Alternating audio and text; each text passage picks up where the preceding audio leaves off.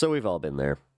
You're a fan of somebody, and then you find out that their politics suck. I mean, we've all been there. Just think back to who it is, whether it be a musician, any type of entertainer. For me, I frequently have wrestlers consistently coming out with their political opinions and me going, aw, whether it be Kane, Chris Jericho, those types of guys.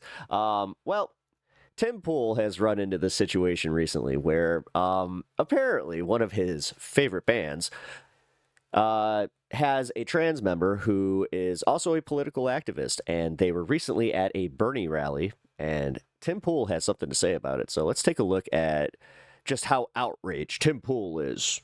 And man, the acoustic EP songs, Reinventing Axl Rose, talk about great music. For those that were, I don't know, angsty teenager anarcho-leftists, you had the classic song, Baby, I'm an Anarchist, for which I can still play on the guitar. And then, because you ever were, Tim. Of course, you had much better songs in my God, he really, opinion. This is what's kind of sad about him, is the fact that he just, he doesn't admit it. Like, he still plays that I'm not a right-winger game. Pints of Guinness make you... And then he does this where he's just like, guys, I was once an anarcho-leftist. I could totally speak for these guys. I know exactly where they were. Strong, which is just about an old woman whose husband died from alcoholism. Do you think that he's going to have his anti-Trump arc after this, and he's going to be like, well, I know because I supported the guy? Presumably alcohol poisoning and never came home. And I'm going to show you the lyrics and explain the true backstory.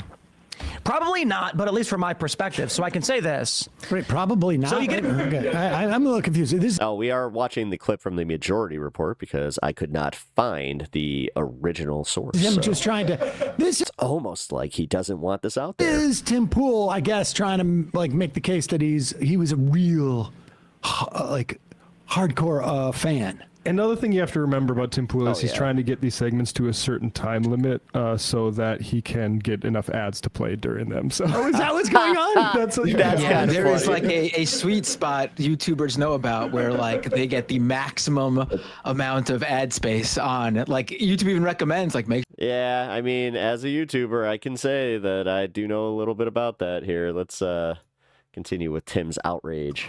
The true backstory. Probably not, but at least from my perspective. So I can say this. So you get a controversy where a transgender singer is sexually graphic in front of a crowd of people, which I presume largely is adults. Oh, man. Can you, is there a clip out there of him clutching his pearls at, let's see, how far back can we go? Justin Timberlake grabbing Janet Jackson's boob. Let's, what about any of, pretty much any Super Bowl at this It's a Bernie rally. So does he just, there's probably some Britney kids Spears Madonna kiss. Totally inappropriate. And this is exactly the point many of us have in terms of, the fact that these are the cultural moments I'm bringing up. It's calling out the woke left and the problems. Now, of course, I pulled up Pink News. Wait a second. Will you guys explain this to me?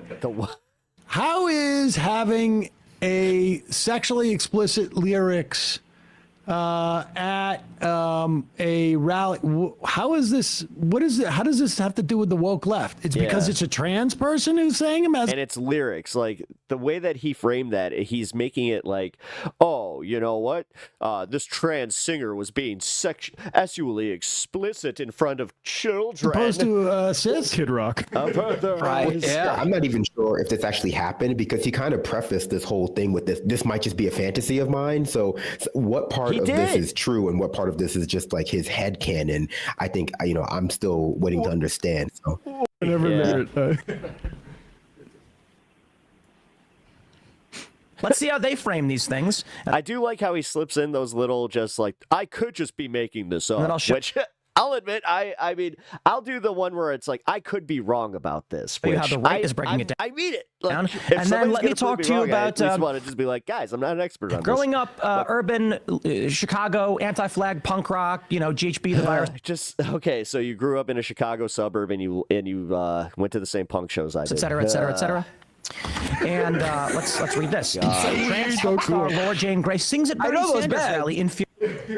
I mean, I'm aware of the bands he mentioned. I also think it's funny that he says, we'll take a look at how the right is reacting to this, as if we just haven't seen how someone on the right has been reacting not to this. the right reacting to this. Exactly. I mean, the fact that he still thinks that it's like there's going to be like these right-wing punkers that are going to come out and just be disgusted with him, like, or like, you know, join him in his outrage. I don't think that's the case. Trans punk star Laura Jane Grace sings at Bernie Sanders rally, infuriating right-wingers. Okay, so are you actually mad about that? And then you just try to posit it as like, oh, there's SUL explicit lyrics. Because again, the way that he tried to frame it, he's literally just like, she went out there and she was being absolutely explicit in front of the children. Think of the children. I don't know. How about the other headline?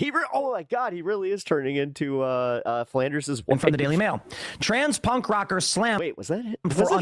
Was it his wife? Or was it oddly lyrics during onstage performance at Bernie Sanders rally? Quote, pure evil. Who said that? I don't know if they're going to show the lyrics in here. I can't tell them to you on YouTube. I'm not kidding. YouTube would probably at the bare minimum demonetize the video. But they may actually take it down. No, I'm sorry. It was not the Flanders I don't think wife. the lyrics are going to take it down. It'll get it age restricted. Oh. And you want this to go to kids? Oh, no. It's going to I get wouldn't age make restricted. money off of this. Oh. Well, I mean, come on, guys. We're all playing the game here. I mean, let's be Laura real. Jane Grace made a surprise appearance at a Bernie Sanders rally, recently infuriating the usual anti-trans right-wing brigade, who were quick to take to social media to denounce her performance. Oh, I'm so excited. So let me just not bury the lead. I believe Laura Jane Grace largely weaponized being trans. Oh, I didn't realize that. For money. And this coming from somebody who was They deeply were at the Kenosha one? Oh, man. influenced and was a fan of Guys, I'm being completely honest with you guys. I was supposed to be at that one, but something from my life happened where, unfortunately, my mother passed that day. and against me before the transition. I viewed at the time. Tom is Laura Jane Grace's dead name. When the lead singer said they were going to be transitioning, I said, it doesn't. They got some songs, you know what I mean? And I said, okay, like, is whatever, shout out. And the weird part is these guys that do this dead name crap, they'll still call Diddy Diddy. Like Grace actually has some mutual friends. I know people who know Lord Jane. The only thing I dead name is the Sears Tower. Grace never met the person, never talked to him or anything like that. But I'll admit it. I'll even admit I've had a hard time with that because recently I've been saying Willis first, and then I have to correct myself. I'm like, hey man, do you? I ain't got no beef. I know other people are trans. I ain't got no Next beef. I'm gonna start putting ketchup on hot dogs, guys, and then I'm gonna mind my own business. Largely, I'm not okay with how they do it to kids and all that stuff. However, How they do it to kids? for those that are actually real fans and have been to the shows, I would say that the honest take here, oh boy, I'm going to break it down for you. Oh boy, I'm going to break it down for you because I couldn't get my thought. Oh man. Tom, lead singer of Against Me, was in the gutter. The band was not doing really well. They had massive amounts of debt. They failed. So he made the very lucrative switch to trans punk rock? Had this Wait, where's all this money Bump that of- is in the number one, the punk rock scene in general? Like, let's be real. punk rock success. Very small, but my in the God. core of. So is his argument that, like, the band's doing bad? Well, guys, what are we going to do? Time to I trans. know. Why don't I transition? Yeah, that's wow. Yeah, okay, because jeez, that's yeah, so lucrative, guys. I could see that being, yeah, why not? All right, where's the rest of this? It's on me in my skateboarding anarcho youth phase. I used to cover Against Me busking in the Chicago subway. I'd love to help in any way. Stoked to read your book. That book was titled Tranny, Confessions of Punk Rock's Most Infamous Anarchist Sellout, which deals largely with Grace's gender identity. So that was before Tim had made the full-on anti-trans pivot that the hogs and his audience want. And then Tim Pool released this, a long statement here. I'm a huge fan of Laura's earlier work. As I pointed out in my response, I can play almost every Against Me song on my guitar. I used to perform covers of Against Me on Hollywood Boulevard. Oh my God. Blah, blah, blah. Around 2012, Grace performed in Chicago. I don't know. The try-hard nature of all this just screams poser, bro. At the Double really Door and made does. comments that all my friends... And this is odd because it's like you don't necessarily need to do that because, yeah. Like, also huge fans interpret it as an admission of using gender dysphoria as a marketing channel. I believe that is a lie entirely. Well, here. And then we got this wonderful breakdown of Tim Pool's music taste. Hey everyone, Anthony Fantano here, internet's busiest music nerd. Hope you're doing well. I just got turned on to this guy, actually kind of through this. Once again, I didn't know who he was, but man, I definitely recommend his channel. I will link it in the description. Check it out. We have to come onto this channel. He has 2 channels. And, one of them has like 3 mil too. Address a right-wing freak pretending to be a fan of music and art, or at least visibly struggling on their shitty YouTube channel and podcast to sort of like rationalize maybe the person they once were or the heart that maybe they have on some level, not really being copacetic with the psychotic, bigoted views they now have to hold for I mean, let's be real. He's kind of mad that skateboard culture is still, like, it moved even farther left. Job. And he was always kind of that way, too. But this is what always stuck out to me is when he got into Occupy, he was kind of like the anarcho-leftist, and he was very on board with a lot of that. I'm saying, like... When he went to New York, something happened there, like specifically in New York, where he got offered something where that was where the pivot, like almost immediately started happening. Of course, I am. And then he started doing like this hardcore anti-Obama stuff. I'm talking about, which again, we all kind of did within those groups. But man, he really ran with it. And only his Vice pieces. Tim Pool, aka Beanie Man. You know, if you've had the displeasure, he wishes that that could be just completely scrubbed from the internet. That's why it's the only image out there. Seeing any amount of content from. Does anybody know? Like, can you shout out in the comments if you know where that photo was taken or by whom? That would be awesome. YouTube channel. You know that, like a lot of other weird right-wing talking heads on the internet, he makes a lot of money and gets a lot of attention by virtue of commenting on with a lot of indignance, a lot of pop culture items that are either nominally or deeply offensive to those with right-wing views because, oh, it's woke. Which is weird in itself because like the whole like jab that they like to throw at the left is just how offended and triggered when this is like what they make their bones on is like being offended and just be like, oh, my pearls, I must clutch them. What did you say?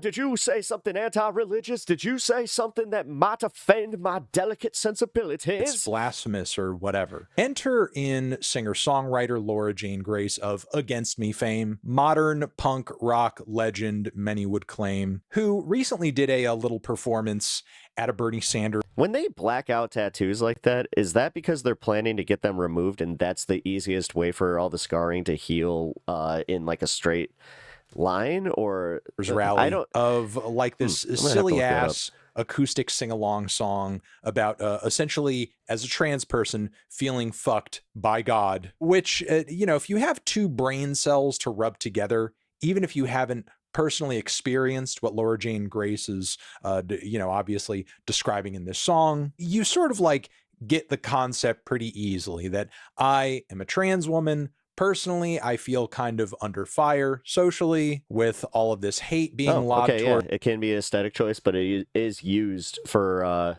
when they do towards trans people, all this bigotry. A lot of that bigotry tends to kind of skew as being very religious, or at least it's coded as such. Hence the metaphor where she's feeling fucked by God. Now, apparently this performance may have gotten a little viral. Like, Surprise, surprise, Tim. Did you even listen to any of the lyrics from any of their music from the early 2000s? Online in right-wing circles made some people pissed off. Tim Pool goes on his show and says people are angry and pissed off and raging about things all the time just to have something to talk about on YouTube. So, of course, that's kind of like the lead into this whole reason for him talking about Laura Jane Grace in this video here. A transgender singer Again is sexually graphic in front of a crowd of people, which I presume largely as adults, but it's a Bernie rally. Couldn't even frame it like with any, genuine.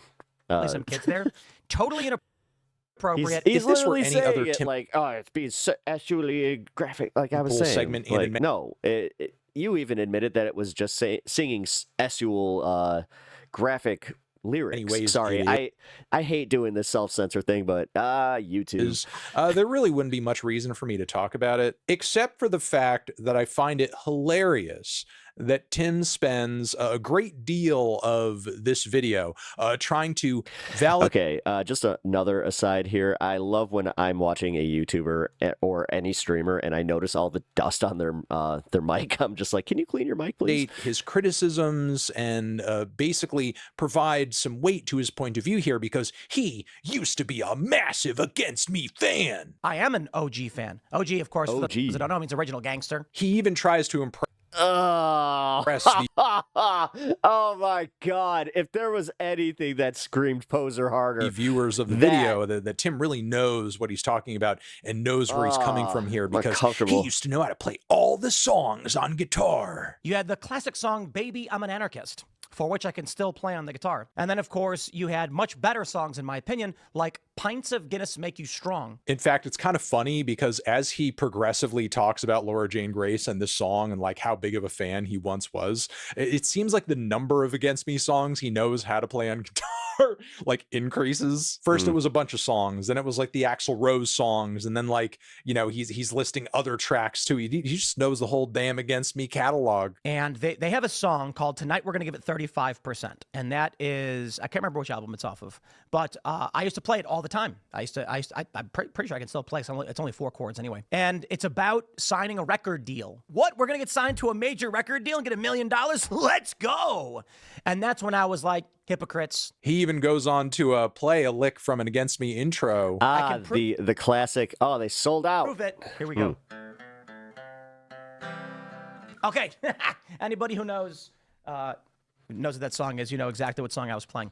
And I just find this very funny because even if it was the song, anybody else a little uncomfortable? It was like the time period that Tim describes in this video as far as like being into Against Me and how their music resonated with him at the time when they were originally hot with Axl Rose and so on and so forth. I was a big fan of the band at that same time. In fact, like I saw the band live way back then, and I had all the EPs on vinyl and liked some of the stuff they did. It's so weird just to be like a dude that just liked music and had like a bunch of like stuff in my CD book, but I also had a bunch of like, I don't know, anxiety going to smaller venues specifically because I realized that I'm like, oh, I usually just hang outside and smoke cigarettes anyway, so I missed the show. Records not too long after that, and Tim is just like obsessed in I didn't go this to, video with like proving how like hard like any of the like what you would call like the basement shows for a lot of these bands. Core of a fan he was, how deeply ingrained. Unless they're Christian punk rock bands, then there's a good possibility I did those. Those were a little more, chill vibes. Into like the Against Me sphere he was. Ooh. He even goes on to sort of like brag like, oh yeah, like I know people who knew or know Laura Jane Grace. I don't know them personally. I don't got any beef, but like, I know people who know people. And Tim like basically says all of this to build up to his argument that in his opinion, now he states this as fact, but then he also sort of like backpedals a bit. He's like, oh, I'm just saying, I'm just asking some questions. He goes on to argue that he feels that Laura Jane Grace is essentially just like pretending to be trans or transed herself for money and attention and was entirely motivated.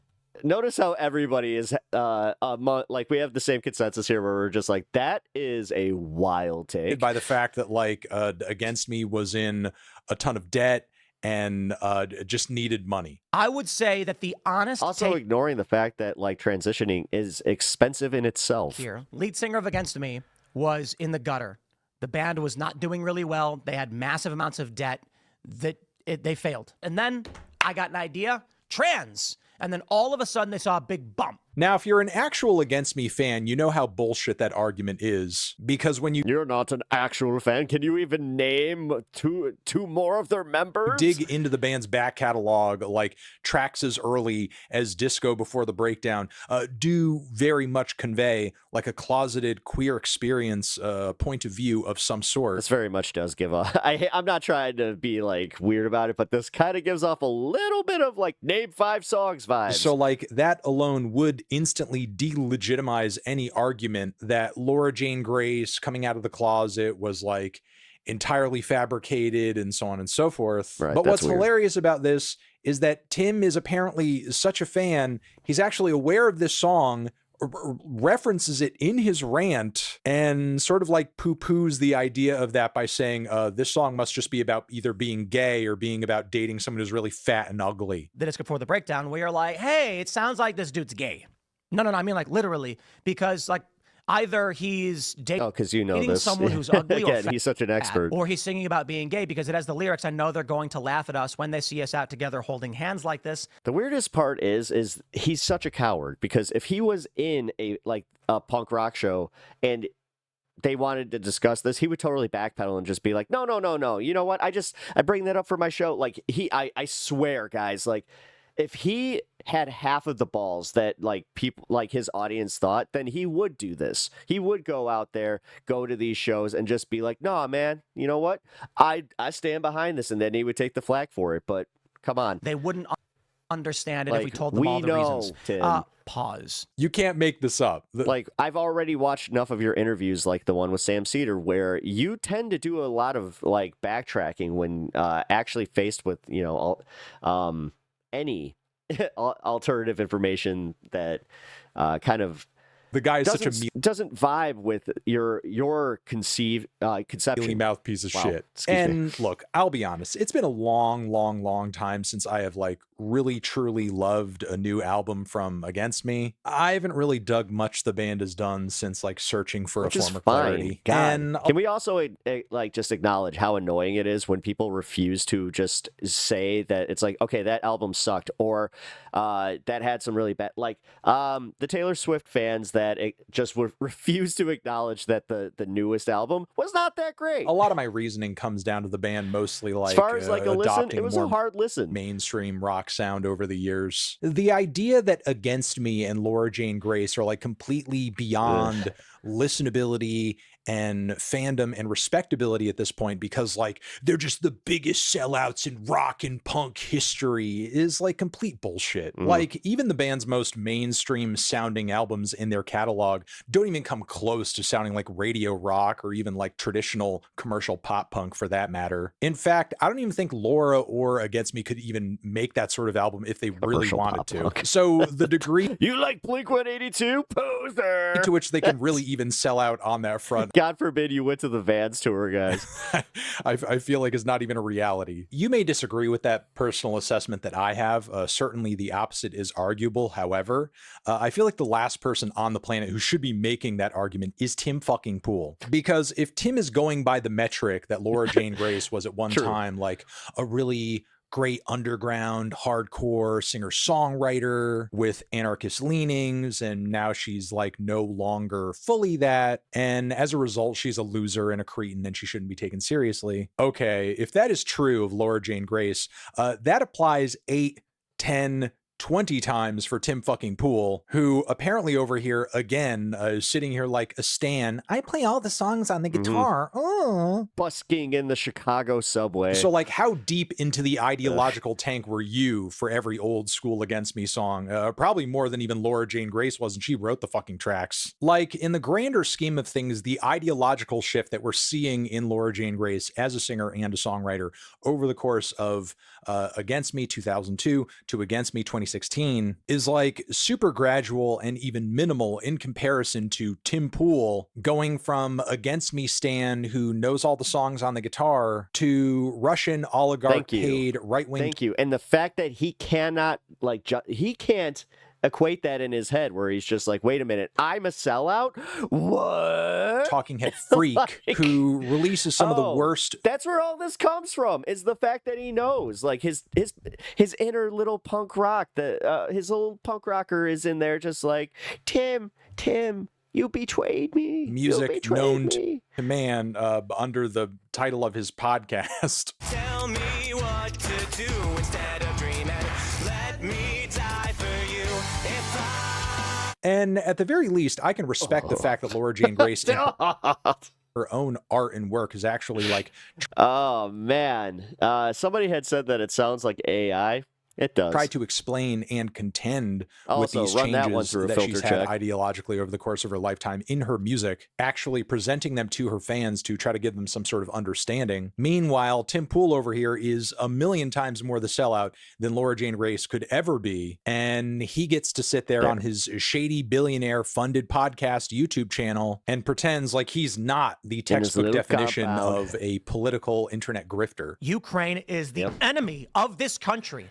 Ukraine is our enemy, being funded by the Democrats. I will stress this again. One of the greatest enemies of our nation right now is Ukraine. But yeah, wow, you really got to give it to Tim Pool for uncovering the Laura Jane Grace billionaire trans woman grift. Because as we all know, all rock singers, all punk rock bands, if they want to become famous and want to become millionaires and just sort of like, you know, get really big and get really huge and see tons of success, but only for a little bit though, only for a little bit, they all have to become trans. But yeah, there you go. Tim Pool exposed once again as a dimwit, and I think I'm going to leave it there. Over here next to my head is another video you can check out. Hit that up once or the again, link to subscribe exposed to as a dimwit. Even this guy knows. This dude's a music critic. This guy doesn't even really do politics, from my understanding. So the fact that you have people in that space that also just look at Tim Pool and are just like, what are you doing? What are you... Just, dude, stop. Just stop. Oh, man. Well, I gotta say, guys, to see him have the same takes as Sam Cedar, that was refreshing, as also myself. But it is also kind of funny to watch Tim Pool slowly coming to terms with the fact that he himself is the sellout. Do you think he's gonna like figure it out? Do you think it's gonna happen on air where he's just like, wait, no, and then, oh, okay, let's fanfic this for a second. So that happens, right? Then all of a sudden, he starts, like, on that same broadcast, that very minute, he just goes, you know what, guys? I'm going to make a giant contribution to Bernie's PAC, or does he even have a PAC? But a leftist PAC, if you will, or leftist cause, because, you know, we're not exactly big into the super PACs. That's a whole nother discussion for a whole nother video, but... All right, guys, if you enjoyed this video, please leave a like and subscribe to the channel if you haven't already. It really helps out my channel, and I really, really appreciate it, guys. And yeah, check out my live stream. I live stream Monday through Friday. Usually start at 4, but Wednesdays and Thursdays are a little bit different. Wednesdays I'll start at 2. Thursdays I'll start at either 4 or 8. But beyond that, check it out. Come join the community, and I'll hope to see you there. Have a good one.